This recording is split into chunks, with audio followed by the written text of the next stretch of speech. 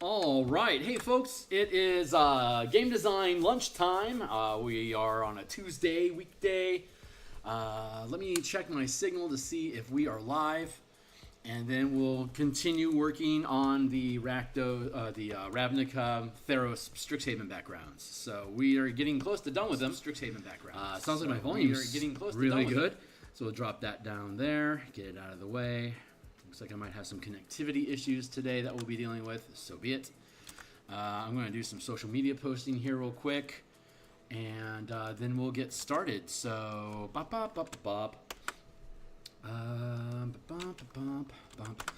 those, there was a specific request from Nightmare on my playtest team asking about the Echo Knight. So I'm dedicated to working on backgrounds this morning, today, but tomorrow I have a lunch stream as well. And we will, the Echo Knight is Darrington Press, Exandria, anyway, whatever, Critical Role stuff. So it's not technically Dungeons & Dragons, it's third-party content that's sold on the D&D Beyond. So I can't actually include an Echo Knight or a Blood Hunter or an Illrigger in any of these mechanics, but I can make versions of them using the Color Mana system that I can then post on my Patreon. So, as a sneak preview, my lunch stream tomorrow will include translating the Echo Knight into the Martial Powers system. This has been something I've been thinking about for a while, actually, and I've got some ideas about it, so I'm going to be happy to share those with everybody. And, well, hey, what's up, Art? Good to see you. Let me finish getting my social media up and running here, and then we'll get to work today. So for those that don't know, my name is Phil Kearney. What's up? I've been a Dungeon Master since 1987. I've been a Magic the Gathering enthusiast since 1995. I've been a freelance illustrator since 1999, and I've been creating content for 5th edition on the DMsGuild since 2017. With the release of 2024 new updated rules for 5th edition, so too should I update the books that I want to push into the 2024 space, which includes, of course, my Spelljammer Combat and Exploration book, along with the subclasses and the mecha kaiju mechanics that we've been developing. Those are all going to be updated for 2024. And all of the color magic books that I have created since 2017, and we'll be adding to it with the martial power system, so that all 13 classes in the game have the same mana resource as their base mechanic to do things with, so everybody's operating at the same level of resource systems available and diversity and choices for when you're building your character, to be able to prepare different things that your characters can do day to day, so that you can have your character adapt to the actual challenges of the adventure instead of trying to figure out how is your static character supposed to deal with a new situation, when the full casters can just change what they've got going on. Well, the sorcerer and the bard are bound, but the cleric, the druid, the warlock, wizard are the big outstanders of being able to prep on a daily basis. Everyone else is pretty locked in with what they can do, so you don't want to blow that out of proportion. But hey, what's up? Well, I've been at it. So this is Orzhov Temple Guardian art that I built for the Knights and Tricksters book. That's all going to be revised. We're going to do all the revisions as we've been doing here on stream. I'm on the X Twitter platform. If you are too, I'm at Phil Kearney. You can catch illustrations, early looks, works in progress, coupons, discount codes, and notifications of stuff that's going on, including like playtesting, for example. The Subclasses Revivified is number 2 in bestsellers on the DMsGuild right now. That's all 69 subclasses that weren't included in the 2024 Player's Handbook, have been updated using 2024 rules, and is now in the DMsGuild. I was one of a dozen contributors to that project. I rebuilt all of the monks, which was easy because we had already rebuilt all of the monks using the martial power system. I just had to dumb it down so that it works with the Player's Handbook. So you can check that stuff out. It's all super freaking cool. This is an article from Polygon about it, and I'm thrilled to see it as a high contender. Here on YouTube, like, subscribe, hit the bell icon. Hey, new subscribers, thanks a lot. Hit the bell icon for notifications of when we're live in the future. Here's a stack of books that I've created. For those that want to play along, The document that we're using for our playtesting, it's on my Patreon here. So if you click the Martial Powers button, it takes you to a read-only Google Doc, which is what we're using to actually build stuff with today. And we're going to be focusing again on, if I can find them, backgrounds. Here we go. We're working on backgrounds. And when we finished geeking out last night, we had gotten through Demir. We had rebuilt the backgrounds so that we're using the template that is in the new Player's Handbook 2024. Which is you get an ability bonus, you get a skill proficiencies, you get a tool, and you get an origin feat. And the 2014 versions of Ravnica and Strixhaven had a scaling system where you would get bonus spells and additional perks, either in the form of feats or renown bonuses, as your character continued to accumulate in power. But that's out of scale with what is in the 2024 background. So we have to deconstruct it and then rebuild it so that it matches the flavor of background. So what this is allowing us to do by decoupling renown, or in the case of Strixhaven, class credits, or in the case of Theros, piety, all three of these systems are the same in that you're accumulating points on a separate track from your experience points. And when you hit these different mile markers, you gain different perks. I know the least about piety, so we're going to be spending more time here. Well, there's 15 gods, so we're automatically going to be spending more time there than we did with Strixhaven colleges, or that we're spending right now on the Ravnica guilds. Hey, right on, man. I'm happy to have you. Proud to have you. Thank you. But Strixhaven didn't have a renowned piety system, so we built one 2 episodes back, I think so. Instead, it's now college credits. And all of the colleges scale the same. You get your bonus, your familiar mascot ritual. You get the advanced mascot, which is a combat-ready one. We're also expanding that to find steed, so that your mascot can continue to scale in power with you and abilities. And then at 39 renown, you get bonus high magic. We define simple magic as cantrips and rituals. Common magic is level 1 to 5, and then high magic is 6th level and above, and then wish at 20th level is technically epic, where you permanently burn mana to change the world. So simple magic doesn't require mana. Common magic does require mana. So does high magic, but it requires more, and it's and depending on what paradigm you're using, it can be more specific, like it's more difficult. And then high magic, or rather epic level magic, is you're permanently burning mana to make something happen. And since you only get it at 20th level, it's typically a campaign ender. Like, I'm willing to, like, my favorite analogy of this is if you've seen Full Metal Alchemist and you've seen the entire series and you know how it ends, you'll understand immediately what it means to sacrifice everything to get what you want back.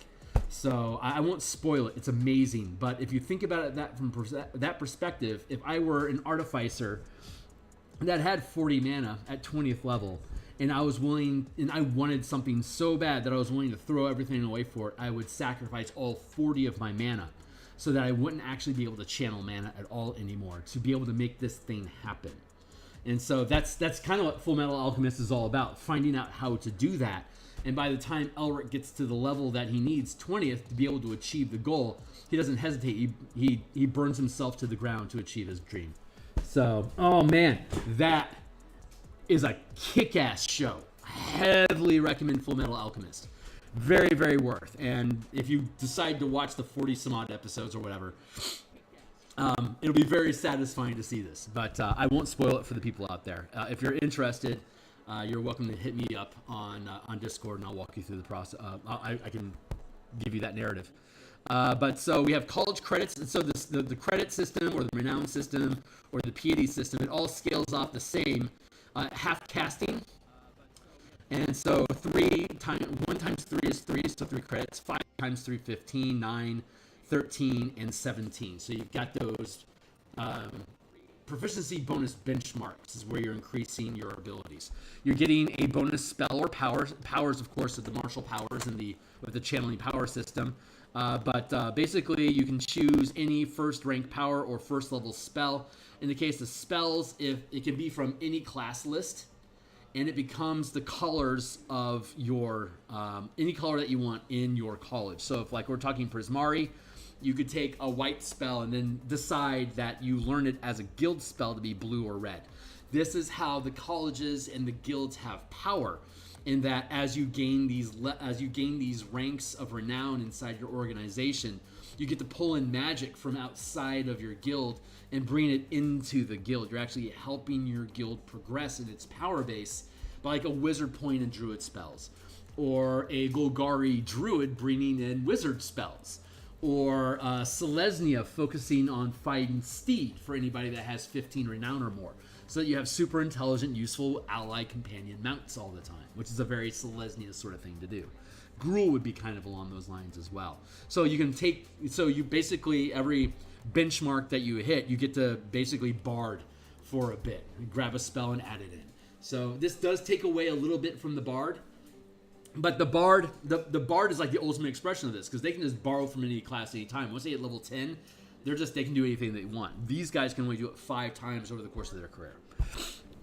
So that's the idea that goes on behind that. You can also use your guild or your college resources to be able to perform research. So if you want a white spell and you operate in blue and green, for instance, then you could spend time in your library to research and convert the spell. And once you get to a high enough level, it doesn't cost you any money. They just give you the research. Just take the time to do it. Thank you for progressing our guild. So we're going through the process. Normally the guilds of Ravnica, it only has 4 tiers of mastery, or ranks. You call them ranks. 4 ranks of mastery, or of renown. But with the 5 tier system, that leaves a gap. But miraculously, when we were looking originally at backgrounds granted, actually we're done with Dimir, so let's move on to Golgari. There you go. So this is where we're starting, so let's just go ahead and start playing along. All the background stuff from 2014, they all came with a quirk, or a perk. So a Golgari agent, its feature was the Undercity Paths. So let me catch up here real quick. To obsessing over, yeah, right on. Yeah. So color mana, making the game mechanics of magic in your game color, using the 5 color magic system, in my opinion, is superior to the 8 schools, because the color magic system is literally color. So when you see a demon flaring black magic around it, you can expect some sort of fear, control, necrosis sort of effect coming off of it, as opposed to if that demon flares red, then you can expect some sort of like force or fire, or emotion-based something, or maybe a haste aggression, something like that. So the colors actually have meanings. Like, you get an idea of what magic you're facing by the color that it has, and you can do really cool stuff. Like, have obvious, like, this sword is so enchanted that it just radiates red magic around it. This is a combat weapon, as opposed to a shield might radiate white magic as a defensive ward. And it's so powerful that you can just see the magic coming off of it with a naked eye as a glow. Many magic items just have a natural glow to them. We now have a way of defining mechanically what color that glow would be and what that actually means. So if you run across a defensive weapon that radiates black magic instead of white, that immediately stands out as, oh, this is an interesting thing. I did not expect the black magic in this shield to be this protective in nature. I assumed it was going to be some sort of punishing effect, but it's not. That's interesting. That becomes a narrative detail that has mechanical significance, which makes it interesting. If you run across a white wizard that's lobbing fireballs with you using white magic instead of red magic, that is probably a very strong wizard, because they've had the time, resources, and opportunities to convert more of their spells into white magic, where they're specializing. So their pool is more consolidated. They're always able to use the magic that they want more often. If all of your spells are in the same color, you basically have just universal spell points, where you never have to worry about what color you're casting with if you were using a hard magic system. But it still leans into the narrative of, I'm going to cast I'm going to cast Power Word Kill, but when I do, I use white magic. It's normally a black magic spell, but when I use it, it's a white magic spell. So I am perhaps reflecting that as in like my declarations of law are so absolute that I literally force the life out of you as a command. I'm not killing you. I am just literally commanding that your life ends. It's a mechanical difference. Subtle, but it's a narrative element. So there's a lot of fun stuff that happens with that. But this is all a tangent. Each of the guilds, all backgrounds in 2014 got a feature, and they got rid of those in 2024. There are no features. You now get ability bonuses instead. But that opens up a great opportunity for us, because let me grab my, which one is it? This one. Bloop. So since we converted it from 4 tiers to now 5 tiers, ranks, since it's now 5 ranks instead of 4, we just pushed all the written ranks back a tick and opened up new space at level 1, because I don't think you should be like an independent agent of Dimir at level 1. That feels more like from level 1 to 5, maybe you should be running missions under somebody that's more experienced than you as a novice. And by the time you get to 5th level, you've ran enough missions that you are now able to operate independently as your own agent with your own agenda and start setting your own goals. And while you're at it, you can now have a bastion at 5th level, so you can now have a hideout too, where you can plot your own schemes. Before then, you were always going to somebody else's hideout, meeting on their terms to be told what to do. Now you get to start calling the shots. That's how Dimir works. So taking all those ideas into Golgari. So the benefits that we get at 1st level are now largely the background feature that we lost in 2024. That stuff is still good. It just literally doesn't exist anywhere in 2024 anymore.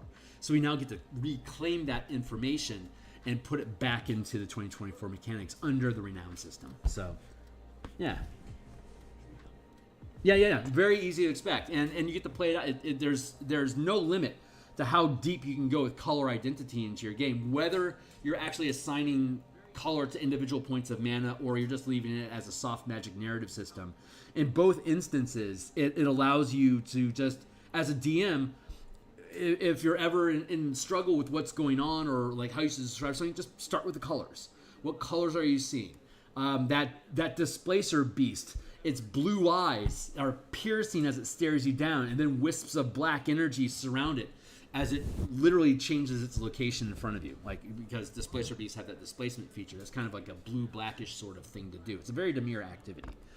Anyway, that's the idea. So undercity paths, hidden underground pathways that you can use to bypass crowds, obstacles, and observations as you move through the city. When you aren't in combat, you and your companions the companions you lead can travel between any 2 locations in the city twice as fast as your speed would normally allow.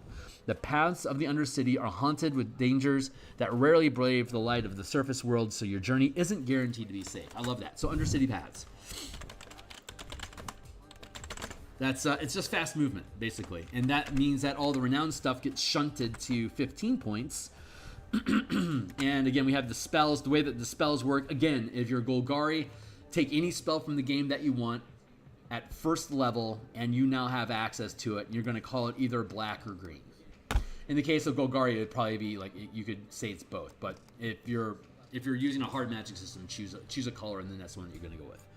At 15 second, let's go down here past all the bibs and bobs. Golgari is so cool.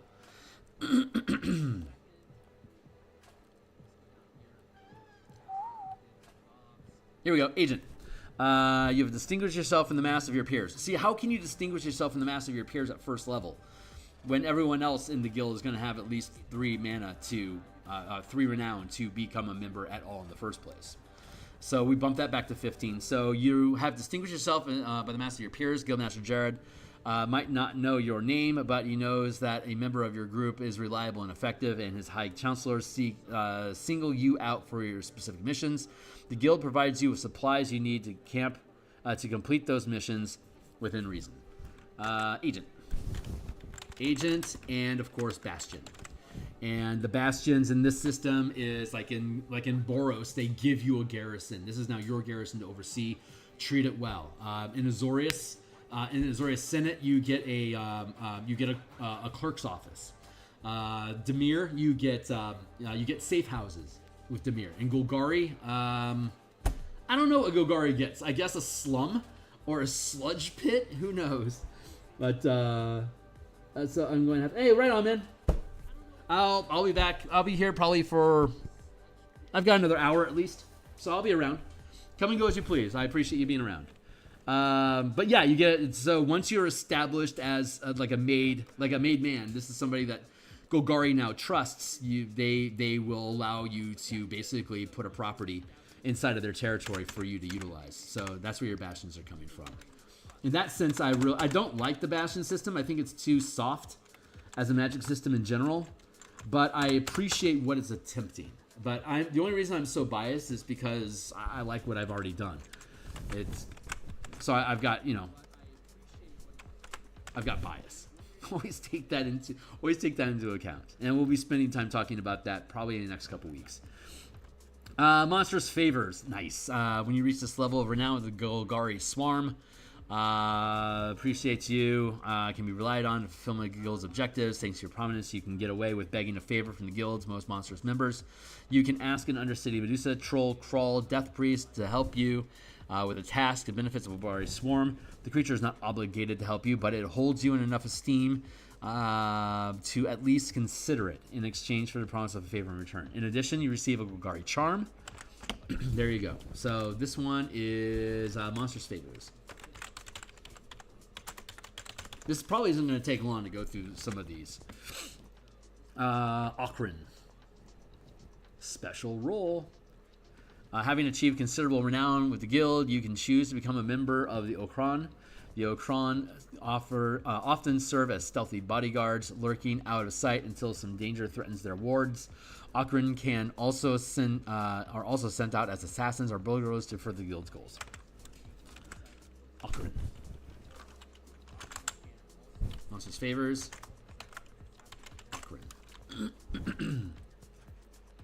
Is all this stuff clicking in at 9? Is that a pattern that we're detecting?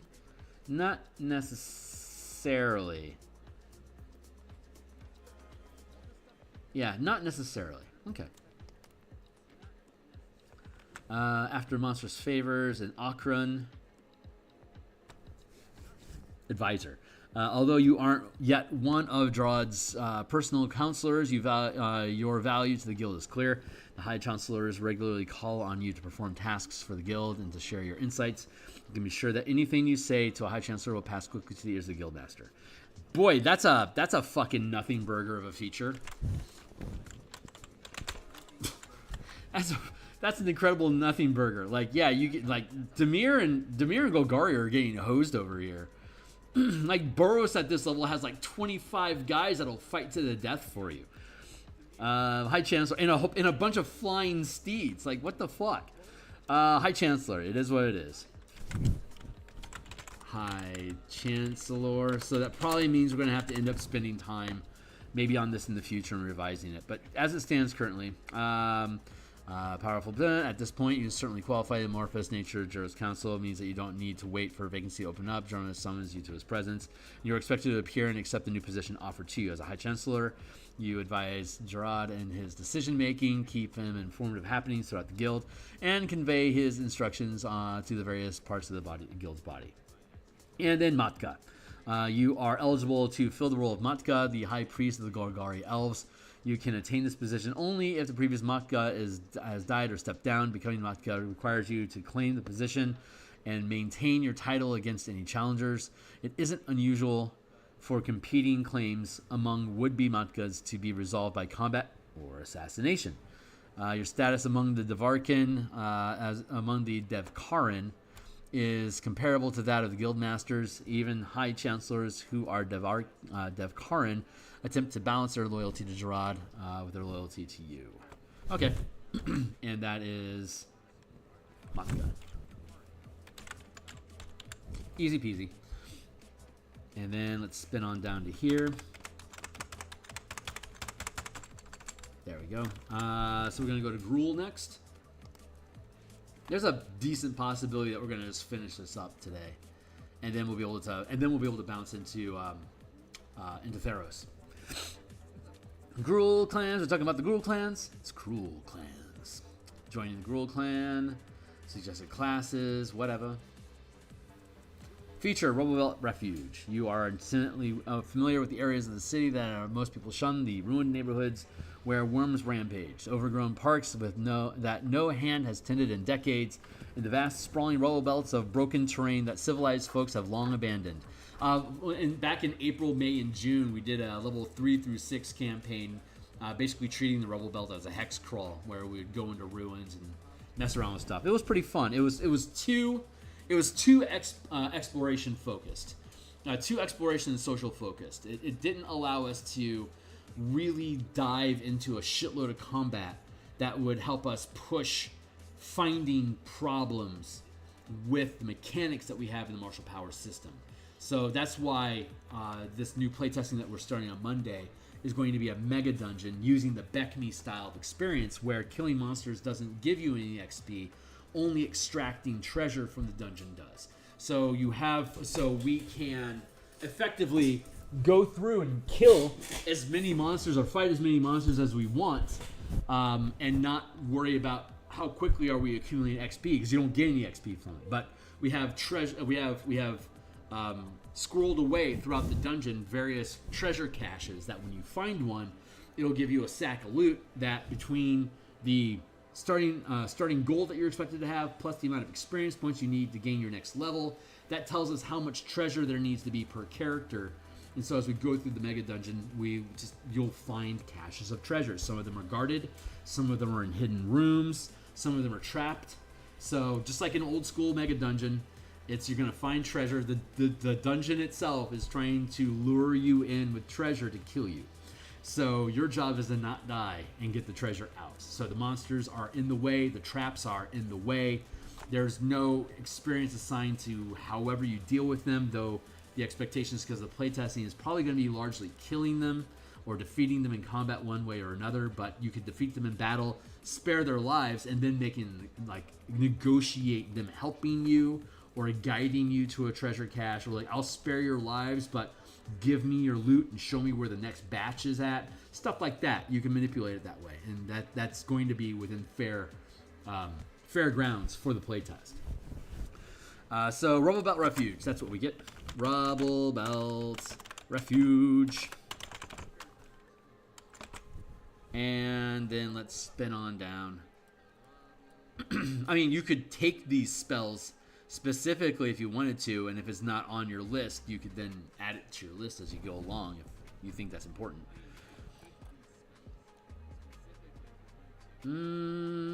I get the value of having preset spells. Like the way that they did do it, I don't have a problem with it being done that way. Like everyone in Gruul has beast sense, so you can expect a shitload of animals around that they're constantly spying on you through. Like that just makes sense. But you could decide to do that as a character and get access to that spell to be able to do so as you please, of course.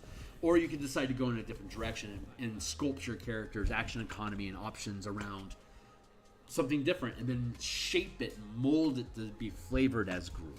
So I want you to have that flexibility. 2024 is about both having more resources and being more flexible in how you use them. So let's see. Proven.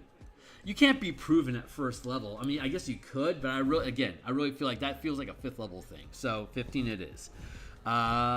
With several battles under your belt, you have demonstrated service as a clan and earned recognition to your peers. See, how can you have several battles under your belt and still be first level? Again, I think it's just self-reinforcing to push this back. So, but that's just me self-reinforcing my decisions. But hey, look, it looks like Gruul gets minions just like Boros does. So you don't yet have authority over others, but when you go into battle with your clan, your fellow warriors fight near you, acknowledging your prowess. Your clan chieftains know your name and might decide to single you out, offering you an opportunity to prove yourself by performing a special task. Depending on the nature of the task, the chieftain might send D4 anarchs along with you. So this one is proven. Proven, and of course, Bastion.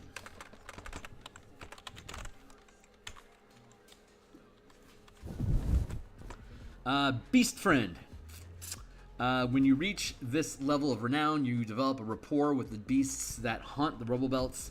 When you are in a rubble belt area, you can summon one beast to be your mount. A battle boar, or a Ceratok, or a Raktusk. It doesn't fight for you unless you have magic or another ability that can control the beast. In addition, when you carry out a raid on the guild's behalf, a druid of your clan gives you a Gruul charm. So, beast friend. That's awesome.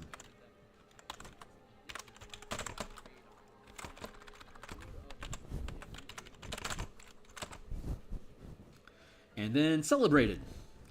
You are a hero of your clan, and your reputation extends to other clans as well. You can count on the aid of your clan in most situations. Your clan's druid can cast spells for you, and you lead a war band that consists of 3-4 anarchs, plus 3 berserkers or ogres. Your chieftain keeps an eye on you, aware that you're a potential challenger for leadership of the clan. Celebrated. Love it. So you basically get a druid sidekick, and you get a bunch of battle buddies, chieftain. What's up, Davri? You can now rightfully challenge your chieftain in single combat for leadership of the clan to take the warriors loyal to you and form a new clan. It doesn't say specifically how many there are, but if you want to use my guilds and kingdom system, we can stack. I can show you scaling guilds and how many members would be in your clan as a guild. So, which is different from a kingdom, which would have 10 times the population at the same rank. But it's a really well-structured system. I'm looking forward to bringing that to you guys as a Kickstarter in 2026.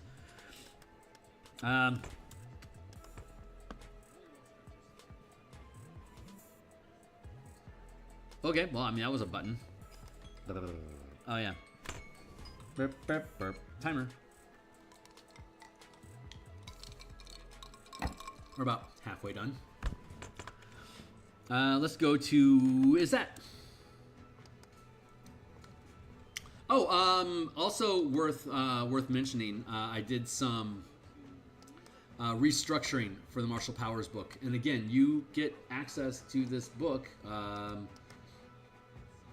here on YouTube. You can just click here on the Color Magic and Martial Powers playtest. It'll take you to my Patreon. I only ask for $1 from Patreons. Whether you decide to contribute or not, you can click the Martial Powers button. If you decide to pitch in, God bless you. But this is a read-only document. Everyone has access to it. It's the same one that I'm using right here. So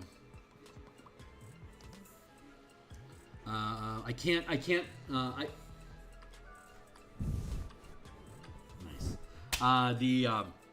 The Echo Knight, for instance, isn't mine, so it's not like I can put it behind a paywall. I'm just going to put it up for free, but I'll be doing more and more of that stuff as we continue publishing books in 2024. I'll be adding more perks, like Boros Swiftblade is a really cool subclass, for instance.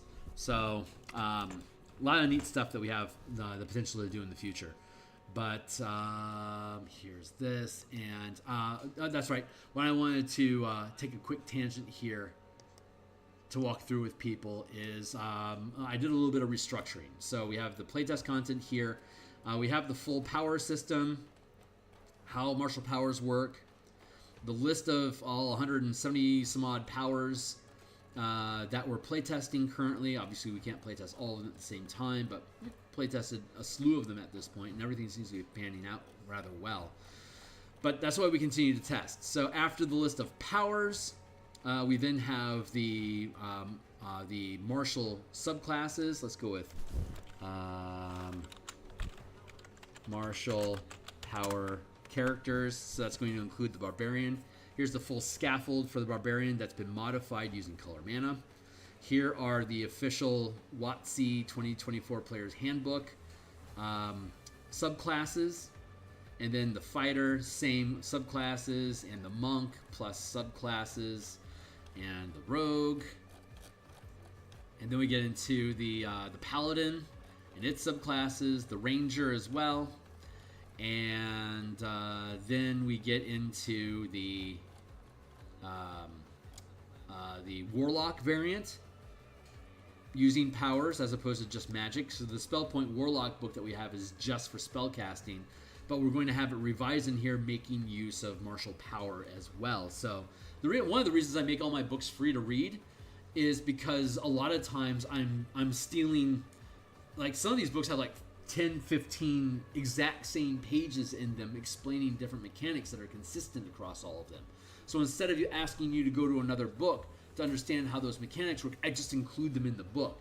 But then if it's like a 30-page book and like 10 or 15 of the pages is just a reprint of other material that I've done, just being applied in a different way, it makes me feel bad to charge too much for that stuff. I'd rather just be available for you guys to read and then decide for yourself if you want me to make more of them. And basically when you buy my book or you subscribe as a Patreon or whatever it is that you do, you're basically saying do more of this. And when I do, I'll make it free for you to read. Like this? Yes, more of that. And so you pay me again. I believe that's how the system should work in general. So that's how I play. Obviously, Kickstarter won't work that way. Kickstarter asks for money first. But again, I've got a couple 100 pages worth of free content that I provided for you. This is an idea I have for Kickstarter. It's going to be a lot like this kind of stuff. If you think this kind of stuff over here that you can look at for free is cool, then let me do this, and I'll build the book with you, and I'll do all the artwork with you. I will play test it with you. It'll just be exactly what we're doing right now, except it's going to be for a Kickstarter book project. So there you go. Why would you do that instead of just wait for it to be done and watch the whole process to decide along the way if you want to support it or not? That's up to you. I guess it's just a matter of whether you want to be involved in the process or not. When I do the Kickstarter, I'll have to have a special Discord channel so that people that want to contribute like art suggestions and stuff, then I will allow that from Patreon members, for example. So, yeah, cool stuff like that. So, but we don't have to worry about it right now. I'm going to get through all these books throughout 2025. These books and all the Spelljammer stuff. With God's grace, I'll be done by this time next year with all this 5e content. And then I can lift myself out of the DMsGuild and drop into Kickstarter projects that I'll then be able to put on ttrpg and on my Patreon. So that's the dream. So, but we get through the Warlock, and then we get through the updates to the Artificer. So we have the Artificer completely updated for 2024 now as well. All the new infusion mechanics that we have, all their subclasses as well. And then after that, we talk about multi-classing between casters and channelers. And then next page, we go to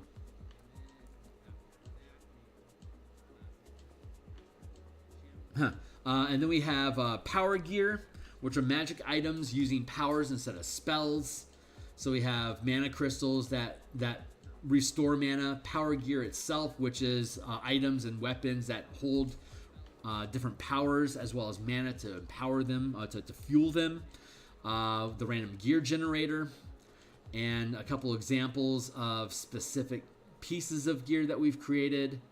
And then the idea of the Mizium gear, which is your characters basically sculpting their own equipment by reclaiming the Mizium.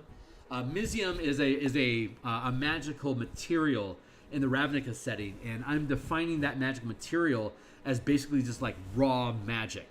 So you can extract raw magic from magic items, take away the magical abilities of those items, and then basically use that to craft new magic. And you could use that to, depending on the degree and the value of the item that you're creating, it has different values, like how much gold piece value do you have to tear out of magic items to be able to build your new thing. And it just uses the normal creation rules of like divide that by 10, that's the number of days, divided by however many people you have helping you with it. So it's pretty easily done through 2024, but it gives an easy crafting method for us to be able to implement things. So, hey, welcome back. So far, so good.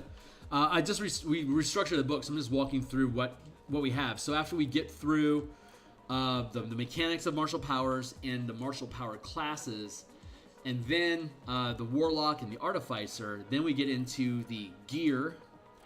And then after all the magic items, we get into the backgrounds, which is where we're working on right now. After the backgrounds, we then have the list of actual full. We have the alternate. After the classes, we have all the additional subclasses that we've translated into the mana system. We've translated all of the barbarians from 2014. We've translated all of the fighter, all of the monk, all of the rogue, all of the paladin, all of the rangers. So when we publish this, we will have an expansion. I don't want to put these added subclasses into the core mechanics book that we're writing because I don't know what Wizards is going to do in the future. So I want to have the bandwidth for me to be able to extract and then replace subclasses as Wizards inevitably eventually starts filling in these pieces. I'm going to want to take what Wizards officially did, weigh it against what we did, and then retranslate to be compliant with 2024 if/when necessary. But after all of the additional subclasses, we then get into the full casting class rebuilds with the Bard. It's scaffold using color mana. It's reworked class features. All of the subclasses that are in the 2024 PHB. Same thing with the Cleric, the Druid, the Sorcerer, the Wizard. And then we get into the DM stuff. And the DM stuff includes class disciplines, like how to define, like how to break up powers between different classes if you want to place a limit on it. Color themes involved with damage types and stuff. The different magic paradigms of the 4 elemental magic paradigm and the 5 color magic paradigm. And then we have the 4E, the 4th edition monster role templates of artillery, brute, controller, lurker, skirmisher, soldiers, and solos. And the scaffolding to give monsters from 5e Monster Manual or whatever, Cobalt Press or Flea Mortals or whatever it is that you like to use those monsters, and then have this template system based on their CR. They gain ranks of power, the same as your characters do. The power die that they use based on their rank by CR, the number of powers that they know, and the general good and bad bonuses that they, like good stat, bad stat bonuses at different CR, at different ranks of power. And so we break them down. Like an artillery character will generally have these ideas, but then you can always build a specialized, like a carrion crawler. A carrion crawler brute might not need this specific list. You could give it to them just to make it a generic brute, or you can make that carrion crawler a special, like a boss monster, like an elite monster, like in Path of Exile, right? It'd be like a yellow. So it would you could go up to the list and build a custom list so that you can make that creature use its abilities and then have a custom action loop built in the power system so that it becomes a unique encounter. And maybe like 4 episodes back, we went through a ton of these. We built out the BX system for the Beckme style of experience points plus treasure equals the amount, starting gold plus XP equals the amount of treasure each character needs to gather from a dungeon to gain a level. So we can have the mega dungeon system back in place. And then we spent time building out the different CRs for our 3rd and 4th level dungeon that we're starting off with. And you can see here that we built unique action loops for these like a lieutenant leader bugbear is as a CR3 solo creature. So it has the anticipate reaction. So if you try to attack it, it gets to use a reaction to opportunity attack you first, potentially preventing you from making an attack in the process. Sustained power is giant growth, so while it taps mana, it can grow to size large, and then it has a striking power, which is sweeping strike. It's kind of like a cleave. Anybody, like if you hit somebody, you deal extra damage based on the amount of mana that you spend.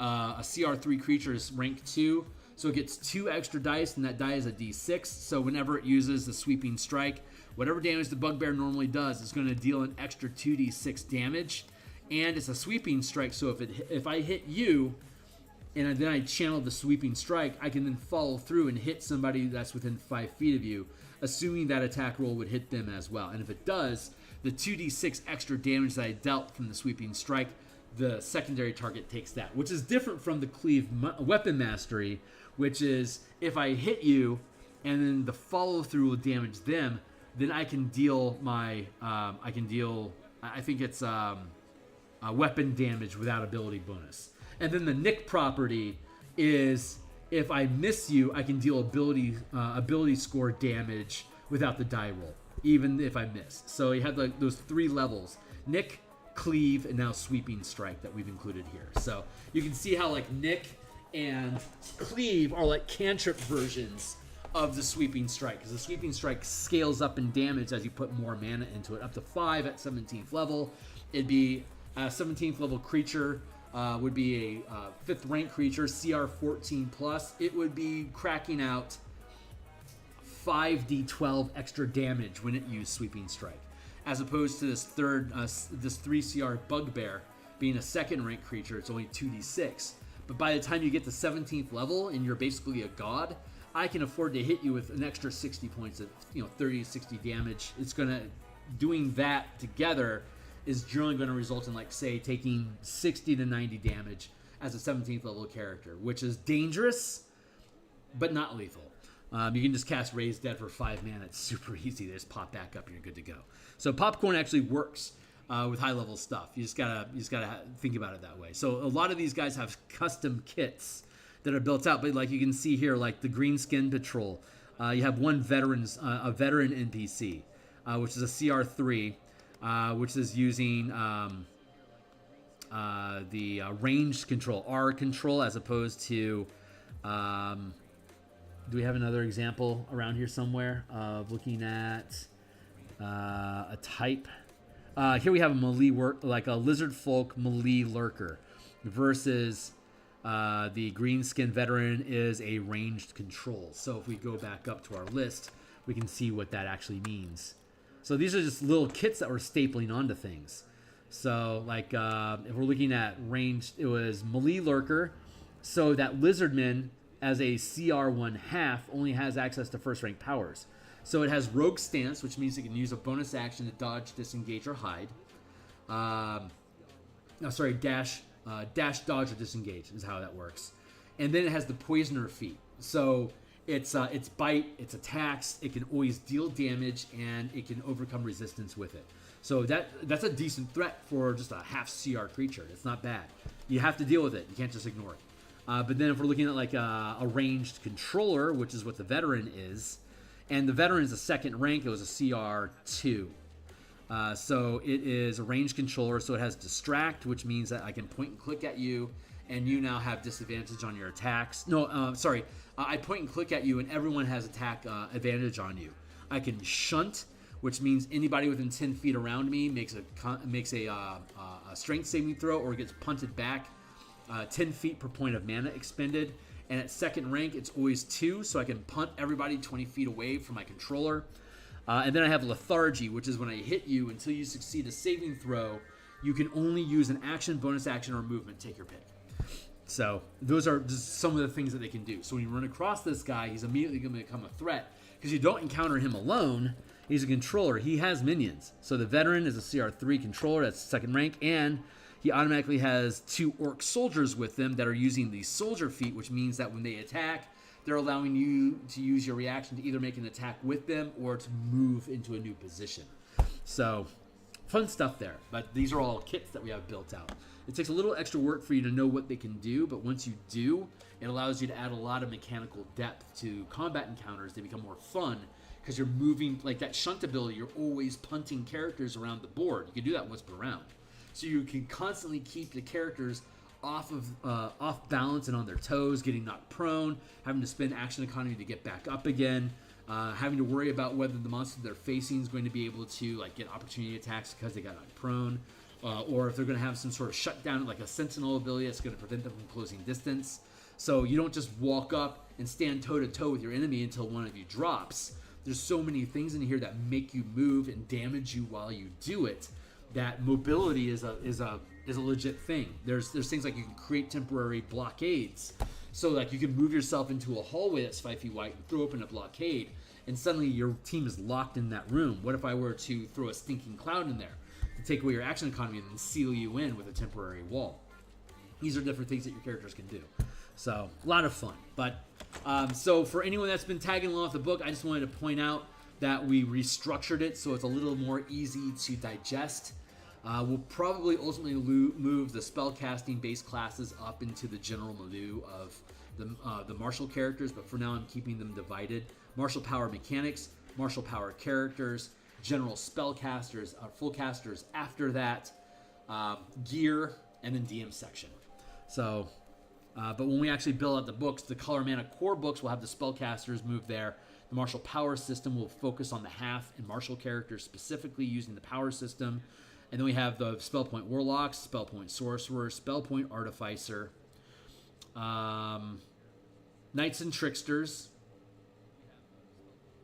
And I'm considering a book of monks as half casters, but I haven't pulled the trigger on that yet. So, so martial powers, revised color mana spell list, core mechanics, plus these 4 expansions. That'll be a total of 7 core books to the martial to the Magic the Gathering color magic conversion system for 5e, spanning about 200 pages across all of it. So I don't blame Wizards for not pursuing that end. It's a huge rehaul, but I'm breaking up into little pieces so that you can take what you want and leave the rest, or if you want to discount on all of it, you can. So having said all that, let's get back to work. I just wanted to point because some people were asking. So we're going to be back tomorrow at lunch, and we're going to rebuild the Echo Knight and put it on my Patreon for people that are interested. Let's see. Izzet, what's the thing that Izzet gets at low levels? What is your feature?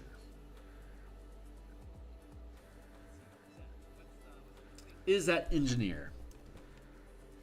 Armed with the inventive intellect, a love of magical technology, and unquenchable energy, you are an enthusiastic participant in the research of the work of the Izzet League. Though you're likely to begin your career as a mere attendant, you can aspire to become a skilled mage or alchemist, a laboratory supervisor, or even a flamethrower-wielding Scorchbringer tasked with defending Izzet laboratories. The Izzet are obsessed, brilliant, inspired, and unpredictable forces of chaos in Ravnica. That didn't actually tell me anything. This is what I wanted. Urban infrastructure. Parliament crafting infrastructure lab. You have a basic knowledge of the structure of buildings, including the stuff behind the walls. You can also find blueprints of a specific building in order to learn the details of its construction. Such blueprints might provide knowledge of entry points, structural weaknesses, secret spaces. Your access to such information isn't unlimited. If obtaining or using the information gets you in trouble with the law, the guild can't shield you from repercussions. That is fucking awesome. Urban infrastructure. I love that. Love, love, love that. That's so heist mission. God, that's so heist. Is there a counter? Some sort of trade-off? I'm sorry, what was I talking about? Trade-off for what? The answer is probably yes, or a logical reason no. But I don't know. I didn't see when you asked, so I'm sorry. The monster abilities. Oh no. This is just glam ups. They just get tougher. But it's also using their reaction or their bonus action or their movement or an action, or it's just hyping up the attack. So right now, what we've seen so far is that doing this actually challenges a team at the CR that they're supposed to be at. But we don't know what 2024 monsters are going to look like.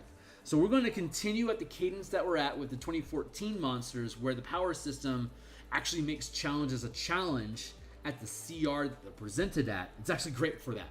But we don't know how WotC is glamming up the 2024 monsters. And if they do, we'll find out if it's a problem or not. Because by the time that book comes out in February, we'll be 5th level and heading on to 10th. 5, 6, 7, 8, 9, 10. We'll have abundant opportunity to see how the CR is playing out. If it's over, because I can run encounters with powers and without powers to see how the monsters work against the characters. But I think with the characters getting powers, I think it's appropriate that the monsters get power. Everyone stays the same. That generally seems to be working. Some sort of gamble or exploitable in some way could let it happen with lower levels too. Oh, like if like the ability to like overclock your powers to get some sort of disadvantage. Probably could. That's a lot of work to ask for the DM, though. This is already a big ask. The problem with the DM is that they're already buffering an entire world inside of their head.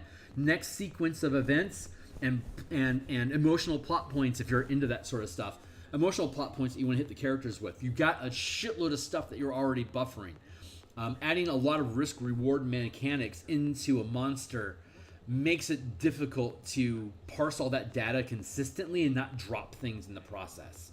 And it's dropping the mechanical details and having skewed results from round to round is going to be difficult. So generally, I just recommend having things that are just on or things that can be done. Like you can do this once a round. Did I do it this round? No. Okay, cool. I can just do it next round instead. Like not having like a limit of how many times per day a monster can do a thing, or like it has like one, like if it has one use of this thing, cool. When it's done, I can cross it off. That's fine. But having like a bunch of check marks to keep track of, that's more bandwidth. Having a mana pool on a monster, that's fucking horrible. So like that's the last thing you want to do. Most of these monsters aren't supposed to last more than 4 or 5 rounds, if not just 2. So you don't want to invest a lot of energy in making them in how much you can tweak them, because you won't have time to tweak them. They just need to be ready to go as they are and expect them to die. They're supposed to die because your monster's supposed to, the character's supposed to defeat them. So yeah. So I mean, I think it has merit, and that gain and loss mechanic I think is more appropriate inside of characters, because they're the constant throughout the campaign from level 1 to 20. They're the ones that have the opportunity to evolve and adapt their characters to the challenges that they're facing as they include and gain levels or go on new adventures. It's appropriate for you to have like that budgeting of risk and reward inside of characters, and like concentration is a really great example of that. So the modified mechanics that your concentration DC ratchets up, the more spells that you maintain concentration on at the same time. Huge benefit, incredibly risky. Like when our 17th level druid is throwing out a shitload of animals to fight something, it was really, really paranoid about positioning. Like, I need to be guarded. So she'll have, if the ranger can't shield her with its beast companion to act as a ward, to do interpose, or to what's the word, deflect, to keep the druid from actually being damaged in combat or being targeted. If it's not that, then it's actually creating physical, like creating barriers so that you can't directly target them with saving throw attacks, because a single cantrip saving throw will completely fuck your mana stack if you fail the saving throw. If you stacked up 9 levels worth of buffs on yourself, and then you just get dinged on a random ray of frost that's going to require you to make dexterity saving throw or have your speed reduced by half when you weren't even planning on moving this round anyway, that fucking sucks, because if that dexterity doesn't hit at least a 19, you're losing your entire stack of mana. Massive risk and reward, but the characters get to decide that on a round by round basis. It creates really cool action loops that are incredibly fragile unless you're taking a lot of precautions to bolster and protect your casters to be able to do that.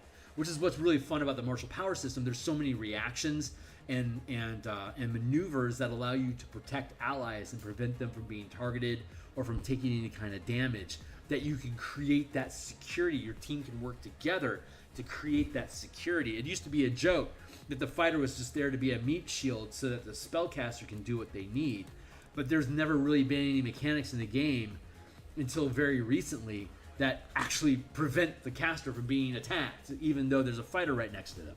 So Wizards did a decent job introducing things like Ancestral Guardians and Compelled Duel and stuff like that, but they're just disadvantages. They aren't actually protecting the casters from getting targeted by stuff, but by having mana expenditure options as reactions and maneuvers that you can perform, you can actually create that barrier to protect the spellcaster, but it's eating up your marshal's resources to do it.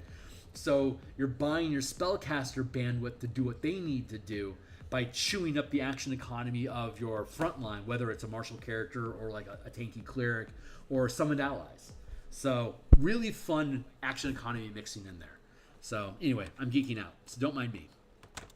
Let's go find the next tasks for Izette. I'm actually really geeking out about working on Echo Knight tomorrow. So I'm really looking forward to that. Researcher, getting pushed back to 15 renown when you have advanced guild's interest and survived a few magical experiments, obviously beyond level 1. You graduate into a position where you can conduct experiments yourself. Only a spellcaster can craft and operate the laboratory equipment involved in Izzet experiments. That would be changed to only a character with mana, which will be any character once the martial power system goes into effect. So we can get rid of this stipulation. But I'm not going to pinch pennies over it right now. Involved in experiments as a researcher. So researcher,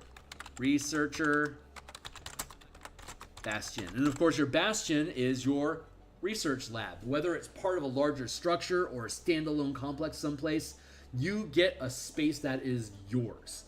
And that is your bastion, where you are free to conduct experiments, pass out, get drunk, whatever you do with your commoners. You get D4 commoners. When you achieve when you achieve this rank, you can help create your own Mysium apparatus. Researcher. Mysium apparatus is a super fucking powerful item. I think it's rare. Oh, no, it's only uncommon. Jesus. This basically lets you call a spell, and if you don't, you have a wild magic surge instead, essentially. But it's a cool thing, and it's more powerful than what a first level character should have, so I'm really happy with this pushback. Hey, Scorchbringer, special role.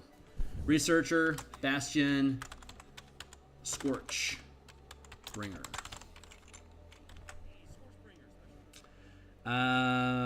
Pyroconverger. Sign up for laboratories. You get a flamethrower, and then supervisor. Let's see what that does. As a supervisor, you oversee your former peers. Your role is primarily to translate the instructions of the director above you into concrete tasks that the people who report to you can accomplish. If your director sends you on a mission outside the laboratory, you receive an Izzet charm. As a supervisor, you earn a salary sufficient to maintain a modest lifestyle. That's cool. And then independent researcher.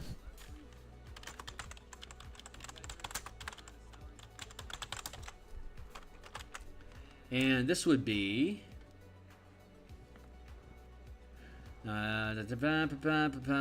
you can use the resources of your Bastion laboratory to conduct any kind of experiment assisting you. You have more commoners. In addition, you can create your own Izzet charm. That's super cool. And then we gain rank as a director.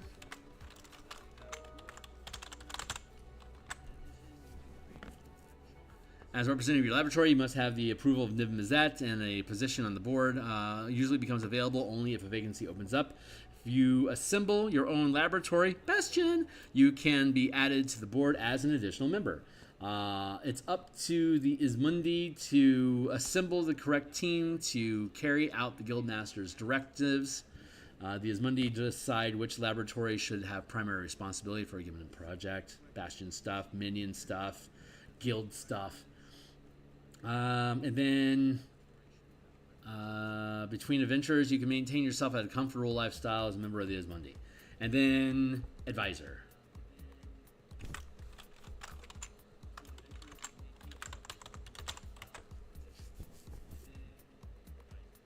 '51 renown as a most famous. Blah blah blah. Ismagnus. I love these titles. Ismagnus is such a great name.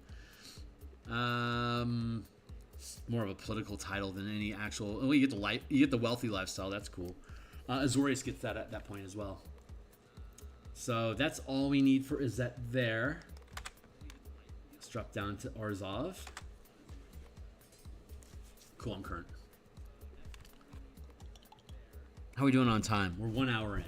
So yeah, we'll finish this up. We have Orzhov, Rakdos, Selesnya, and Simic to go, but these are rolling pretty quickly. If I don't geek out on a tangent, we should be able to finish in the next half hour, and that'll be my day. And then I'll come back tomorrow morning for more artwork, and I'll be back around the same time for us to work on the Echo Knight tomorrow. So that'll be a lot of fun.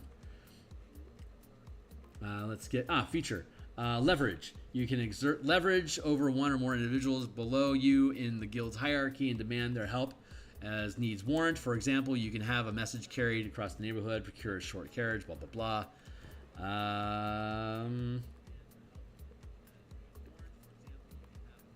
You gain influence over more people, including ones of greater positions of power. That's cool. Leverage. Leverage on Ion Television. I believe Leverage is the grandfather of heist games, where it was a D20 game originally. I believe it was a D20 game originally. And basically, time spent planning your heist would grant you additional D20s that you could re-roll with to demonstrate narratively that you were ready for this. So if the die doesn't go the way that you want it to, you had a plan for this, and that explains your re-roll. You're literally re-rolling because you planned for this contingency. Fun idea. Leverage on Ion Television. And then we drop down into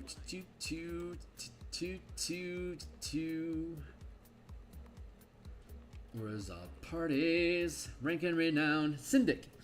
Syndics are low-ranking functionaries. What do I get? Minor tasks. You copy documents.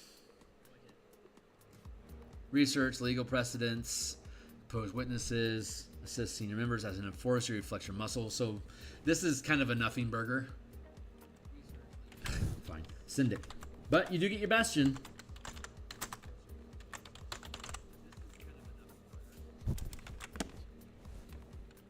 Knight. Knigget. What's up? So I suppose you can. Hey, right on, man. I'd be happy to have you. So will I be working? Well, consider if you have the bandwidth to listen to me rant about stuff while you're doing your art, it basically becomes a study hall.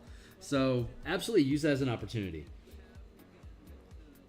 Oh, Bionicles are cool, man. Right on. Same thing. Artwork. Messing around with Legos, it's all just expanding the mind and figuring out how things work together.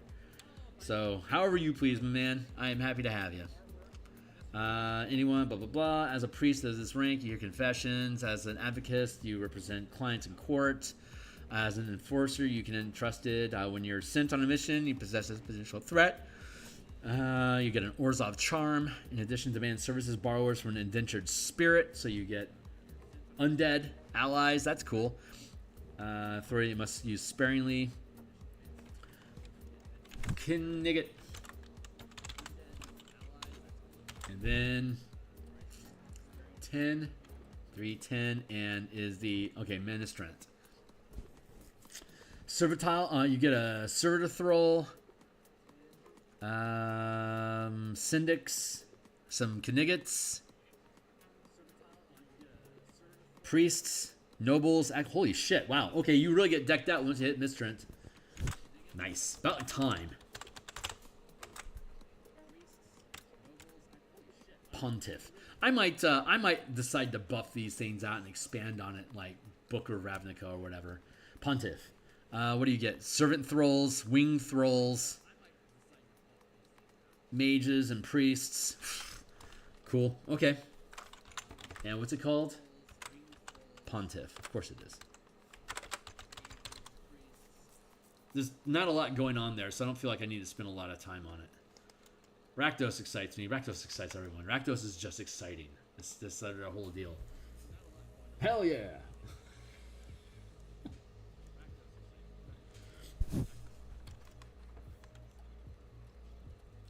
I'm sorry, I have a hard time connecting. I'm really blind, so it's difficult for me to read text. I should probably zoom in on that, but alas, earwax.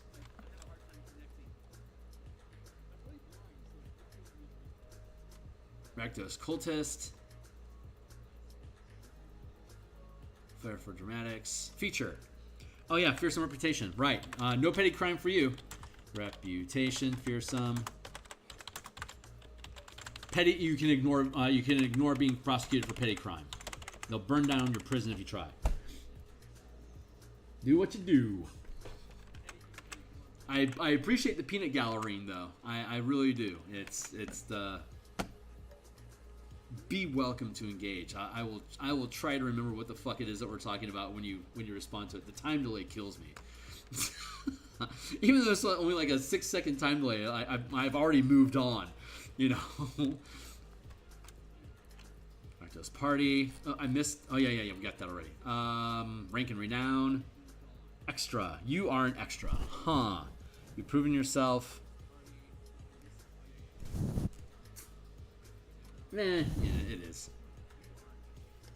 It's a small place, a dangerous one, bit player. You have proven yourself both useful and talented and have earned a place on stage. It's a small place and a dangerous one. Bit players like you are likely to suffer injury or death during Rakdos performance, as audience members are, but that's the thrill of live theater. Extra? Honestly, extra actually feels like it would be a first level thing.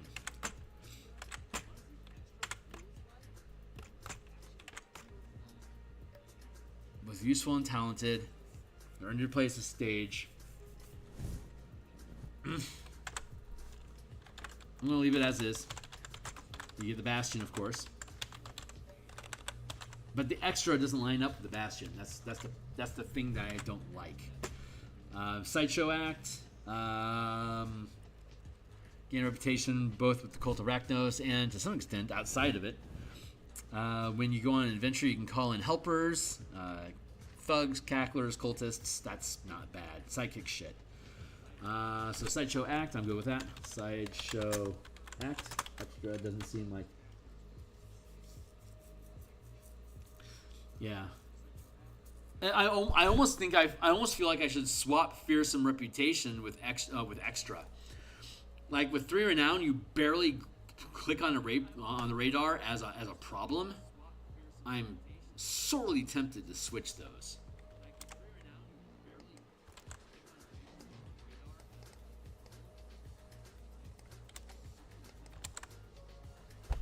Yeah, let's do that. It's our own book. Let's just do that for now. Let's spell Sideshow correctly. And now we're cooking with grease. Blood Witch, special role. I love Rakdos, man.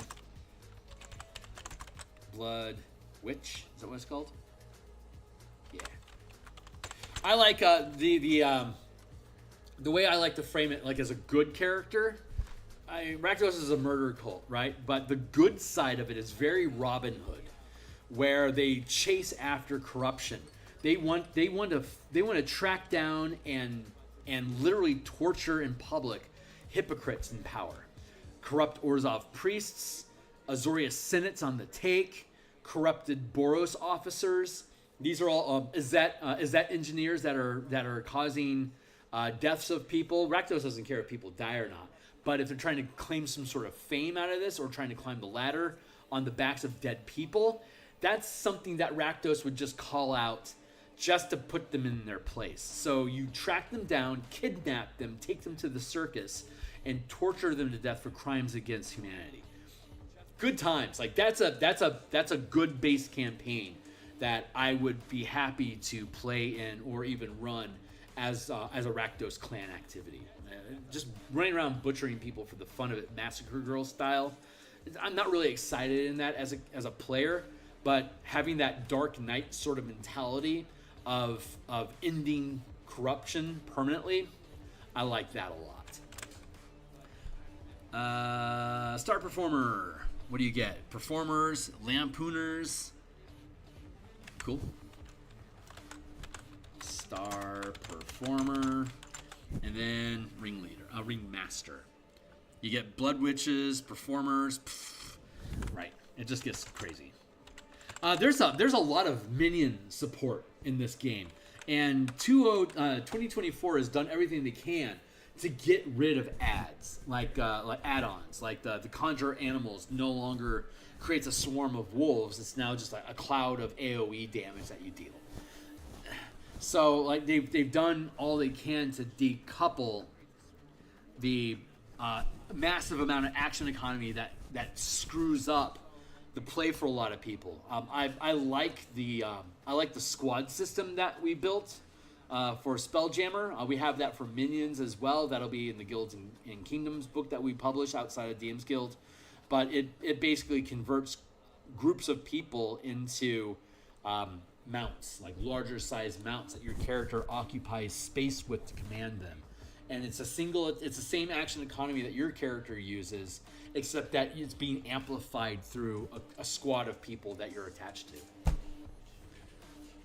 Yeah. Yeah, me too. I love critters. I love undead swarms. I don't like the action economy usage, which is why we created the squad the squad mount system that we have. It's already in the Spelljammer book that I have for the fleets, but you can just easily deconstruct that and take away the multipliers and put it back at the 5-foot scale instead of the 500-foot scale, and you can easily see how that system works by basically using your action economy to move troops around inside of the space that they occupy. I have videos about that in the command system. You can see me building out the Dragon Heist, not Dragon Heist, Horde of the Dragon Queen, Greenest in Flames. We basically built that out to play test the command system, and holy fuck, that was fun. I think that was the biggest success I've actually ever had. So it's good. It's just gonna take a while for me to properly cook it. And I'm thinking about exporting that from 5e into just DTRPG in general. So that's a work in progress. We're on Selesnya now, so 2 to go. We're almost done here. And then I'll bounce for the day. I'll come back tomorrow. We'll do Eldritch. We'll do the Echo Knight. That's gonna honestly be fun. Feature Conclave Shelter. You always got a place to stay. Conclave's Shelter. Shitter. Conclave Shelter. There we go.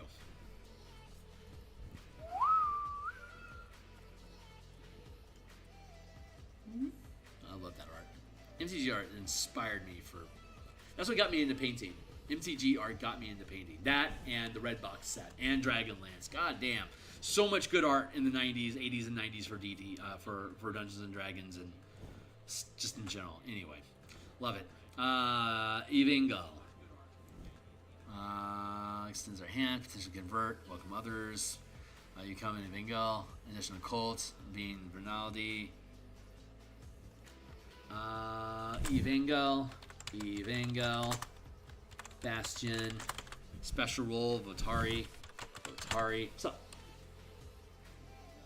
Fair enough. Well, I only do it digitally. I don't see color, so I can't do it. I can't do it physically. I have to do it in digital so I can fake the art, so I can get the color off of image references. Sagittar, also a special rule. Sagittar. And then Selesnya Charm. You can request the Voda or the Venati bestow a Selesnya Charm. And then there's also the Equinaut. Yeah, I'll tune in tomorrow and I'll show you. Selesnya Charm.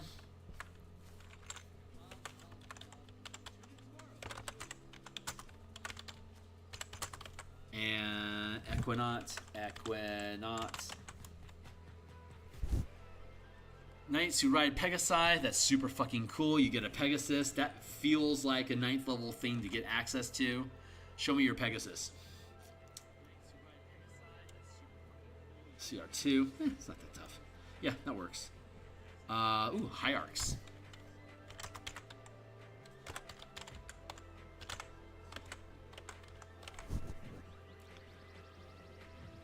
And you get a bunch of acolytes to minion for you. I'm down with the minions. Yep.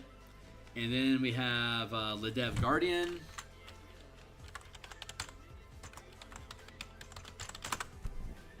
The Ledev Guardians are knights who were originally protectors of Ravnica's roadways, but now serve the Selesnya as champions. You get a dire wolf. Super cool. And then Dignitary, chosen at Tristani yourself. You get a slew of minions and a wealthy lifestyle.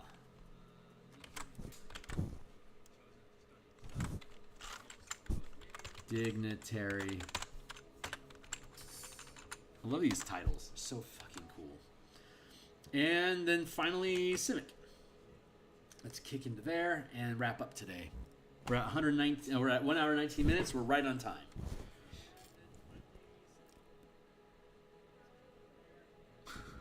Simic's cool. Show me your bits.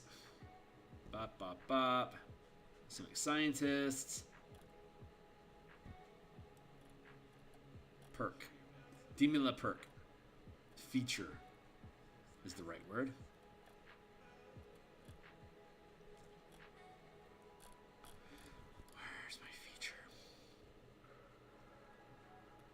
Show me your features. Researcher, thank you.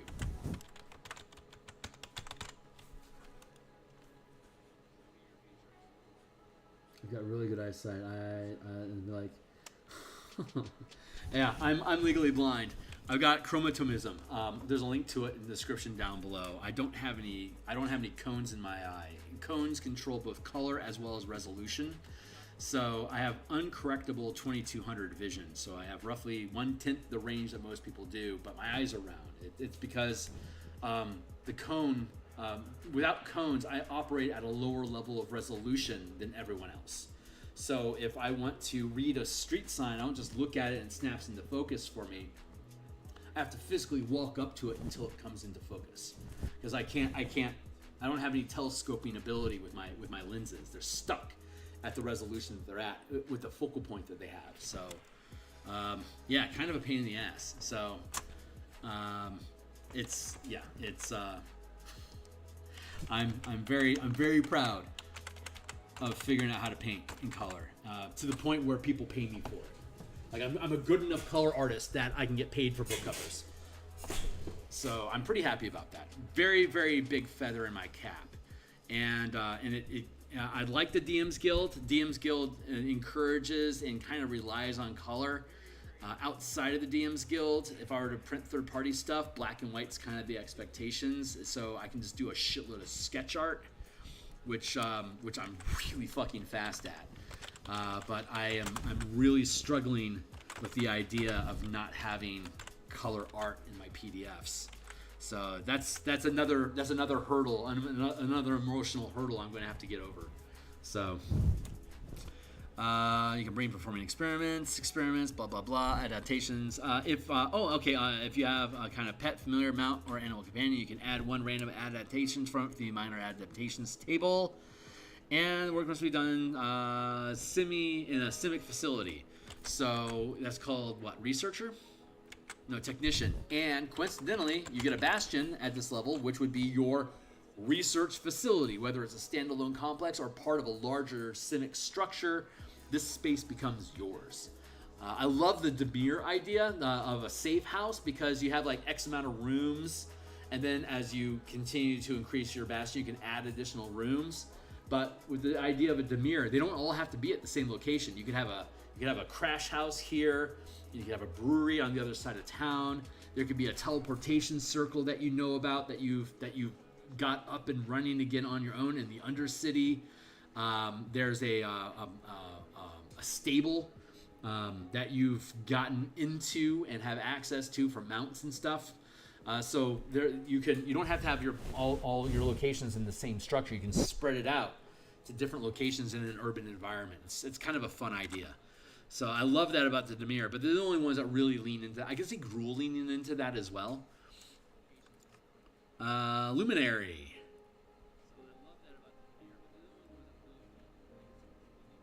Hold on. Technician, Bastion, and then there we go, Researcher. No, wait, don't we already have isn't that already a fucking title?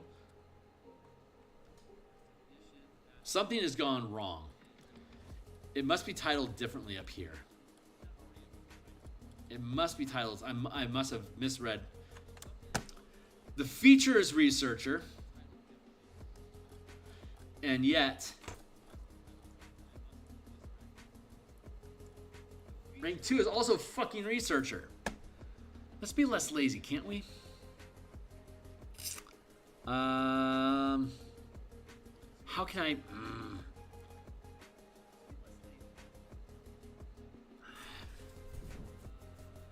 I am really not happy with that.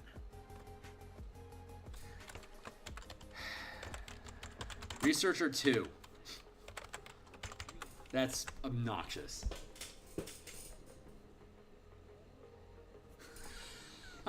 It's just another editing error. They're all over the place. You find them. Luminary. Special role.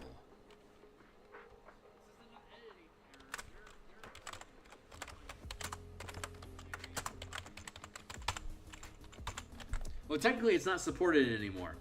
And I doubt they're ever going to update it. Project leader. Okay, so the Luminary gets to build hybrids, and I think on Saturday, I think my Saturday morning brunch stream, I'll crack open the command and guilds book, and show you anybody out there, not just you specifically, but since you're here, hey. But I rebuilt the Simic guild as like an actual structured guild that provides ongoing benefits across different tiers, and like has like how many people are in the research facility, and what level of crisis and hybrids can you create. It's a lot, like what kind of spell access do you have at different ranks. It's really well structured. I'm pretty happy with it. Happy enough that once I actually publish the Guilds and Kingdoms book, that I'll do all of the guilds and the Strixhaven colleges, convert them over to the guild system. And then Clade Leader. There you go. Clade Leader. That's what it is. Clade Researcher. As a famous researcher or a successful project leader, or a successful project leader.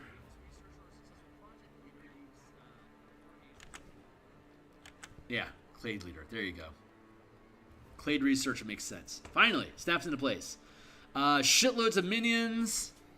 Make all sorts of crazy monsters. And then Speaker controls a Zonot. Clade Leader, comma, Speaker. There we go. All right. I could see rebuilding a lot of these benefits to have parallel games at different tiers, but I'm not going to put that into I don't think I'm going to put that into the book yet. I think I would build that as a separate pay what you want, basically. So hold on, just to demonstrate. Let's go to the color mana stack. So here's all the books involving the color mana system and the alternate spell point system for 5e in general. Let's see. This. Hold on. Wait for it. This book here. Spell point Warlocks. And the revised color spell list. All three of these are pay what you want. You don't have to spend a dime on any of these. But in the bundle is a total of total value of all the books is $29. Like if you pay the amount that I asked that you pay for it, like $2 for Spellpoint Warlocks, for instance. If you go all in and pay full price for everything, it's $30 worth of books. We reduced the cost down to $19, so it's a little bit more than 1/3 off. It's 36% discount. You save $10. But if you were to grab this for free, its bundle price is 50 cents. So you would reduce the bundle cost. If you get it for free, it's valued at $2. It gets reduced, but you actually reduce the bundle price by 50 cents. So instead of paying $18.98, if you grab this as a pay what you want, it's now $18.38. And if you pick up Spellpoint Warlocks, it's valued at $1. So you're now at $17.38, and this is valued at $1 in the bundle, so that takes you down to $16.38. So it's not unusual when I see my product reports. It's not unusual for me to see somebody picked up a free copy of Spellpoint Warlocks, or somebody picked up a free copy of the revised color mana spell list, and then I get a report a few days later, somebody purchased your bundle, but they didn't purchase the Spellpoint Warlocks book, or they didn't purchase the revised color list. It's because they already got it before as not included in the bundle for download because they already own it. So it's the small little books like translating the guilds into a static system that's consistent. That would be a really good example of something to make a pay what you want product, because it's not really, I wouldn't really want to charge people for just that idea on its own, but it adds to the mass of the whole. So it just improves the structure overall. So I would make it a pay me $2 or less if you want, but I would then make it also $1 to add into this bundle, so that you would be able to pick it up for free, to then lean into as an additional discount for you to get it. So a lot of times people pick up a book and are like, oh, this is awesome. They just buy it all. But if they do that, I want some of these books to be pay what you want on purpose so that you can do that. And coincidentally, because of that, Spellpoint Warlocks is gold. I've sold over 500 copies of this for at least $1. So there is a lot of tangible proof that if you're generous with your content, people will reward you either through following or actually purchasing stuff or helping contribute. Just become a supporter of the works in general. But offering things for free of value, it's the right thing to do, and people that appreciate what you're doing, they end up rewarding you for it. So I don't have to worry about who is specifically, like all these books are all 100% free preview. So, but I mean I'm just pointing that out because I think it's really cool. It adds it gives me a lot of faith in humanity in general. I love that. I just love that. So, but this is all we were looking to achieve today. We got through all the Ravnica guilds, so those are technically good to go as is, though we can definitely make improvements, and we will. Give me time, and I'll get to it. And we have the Strixhaven colleges now as college credits using the same renown system. That's built out now, and I'm really happy with how this sits. Although I do want to take a look at the Fine Steed and the Advanced Mascot rules. I want to compare those two to each other, make sure there's enough mechanical difference to have Fine Steed locked in as a proper 27 renown option. There might be better options. But then technically that means that the only backgrounds that we need to resolve for MTG that exists right now is the Theros Piety. There is 15 gods in Theros, so that's a lot of my time. So we will go through the process of building all these out, and once we do, we'll be including these in the core mechanics books because we have to reapproach how our background's being done because 2024 changed how species and backgrounds work. So we have to address that with the core mechanics book. That's just an improvement. That's just a quality of life improvement that we're including in the book. Further modifying these to do other things, that will be a different expansion. That will be a pay what you want. So, but anyway, that's the ideas for now. I'm going to wrap up my stream here. We're at an hour and a half. That's perfect timing. That's what I needed. I got to go finish my day of work and then go have a night. I'll be back tomorrow morning to do more Eberron artwork. I'll show off the color process. And then we'll be back at lunch tomorrow around 1:30 or 2 o'clock Seattle time. I can't be exactly positive because I'm bouncing between job and hobby. So, but around the same time, we'll work on the Echo Night tomorrow. So, and then Thursday I won't be here. It's a holiday in America, so I'll be AFK. But I don't work on Friday, so I can have a shitload of streams. We might be able to get done with Theros on Friday. I might not have the endurance to do that. So I think instead what we'll probably end up doing on Friday, we'll probably play with Spelljammer subclasses, maybe do some more Eberron art, maybe some layouts on stream. I don't know what we're going to do or how long we're going to do each portion of it. Well, I'll probably stream at least twice. So... Ooh, wait, no, I'm not going to be on until 3 p.m. tomorrow, Seattle time. It's going to be a late start, that's right, because my day actually ends at 3 o'clock. But my night won't begin on Friday until 6. So I'm going to have a good 3-hour block of time tomorrow afternoon for me to work on the Echo Night. So that's it for now, guys. I'm going to bounce out of here. Art, man, thanks a lot for hanging out. I really appreciate you. And anyone else that catches the channel in the future, I'm here 10 times per week, either making art or making game design stuff in Spelljammer, MTG, Eberron, or different mechanical systems in either 5e or as external role-playing games. And so like, subscribe, and I'll catch everybody tomorrow. Thanks a lot, man. Cheers. Right on, man. That sounds awesome. I will catch you guys on the flip.